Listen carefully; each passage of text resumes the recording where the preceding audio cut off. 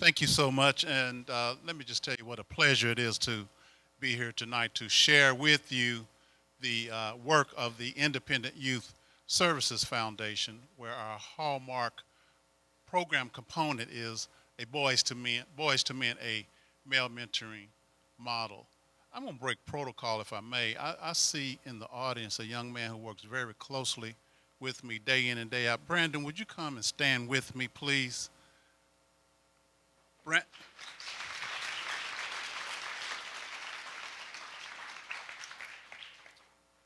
now I don't mind telling my age as a 62-year-old who uh, is becoming more and more out of touch with today's youth. It has become incumbent upon us to seek out young men who can walk alongside of us and help us with the mission of walking that pathway to manhood uh, with our young men through high school graduation and beyond. And Brandon's not alone. Brandon is a UTC student, heavily involved in fraternity, heavily involved in a lot of things.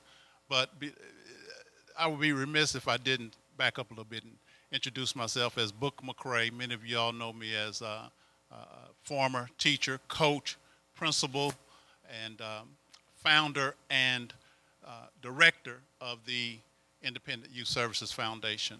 Our organization was founded in 1993 basically as an AAU basketball program. Our main intent was to build the strongest AAU basketball teams that we could and travel around the Southeast and win as many tournaments as we possibly could.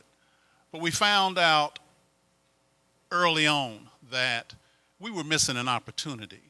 And the opportunity was to give our young men more than just basketball.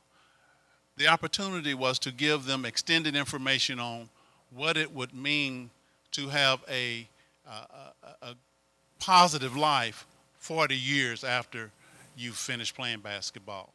And so we came up with the idea of a male mentoring model that would extend that information on what it means to value education, what it means to pursue education, and what it means to link up with young men such as Brandon and other people who are interested in your well-being so that you can move on into adulthood and be that person who's going to provide a roof over your family's head, clothes on your children's back, and food on your table.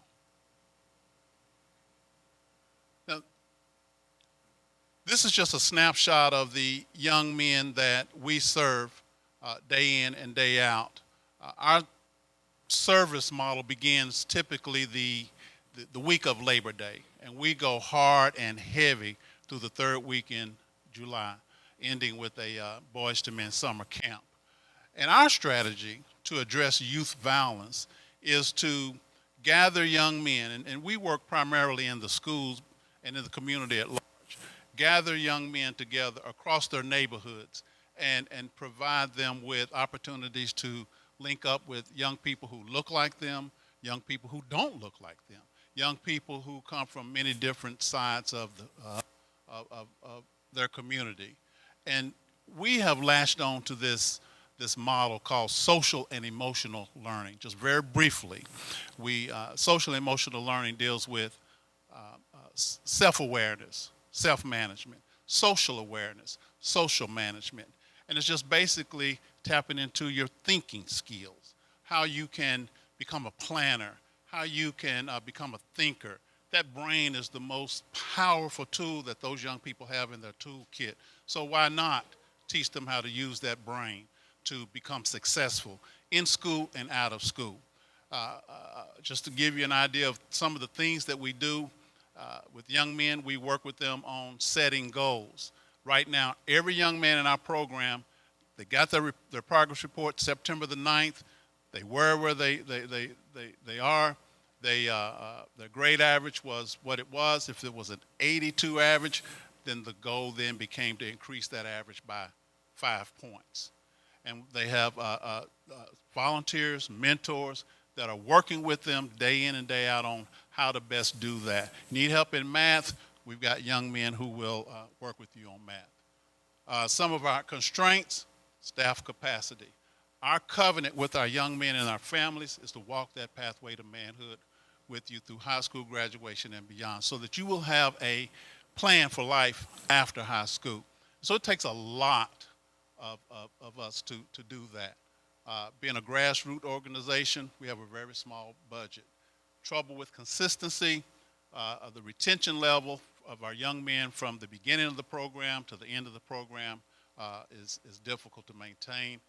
If we had a brick and mortar and our own facility, we could have a place where parents could bring their children. And then, of course, transportation. I've had families tell me many, many times, we love to be in your program, we just can't get there. So, wish I had more time to tell you more, but I did want to make sure that Brandon came up and was seen, because it's not just a Book McRae program. I see many people in the audience that we partner and collaborate with, and we look forward to doing that moving forward.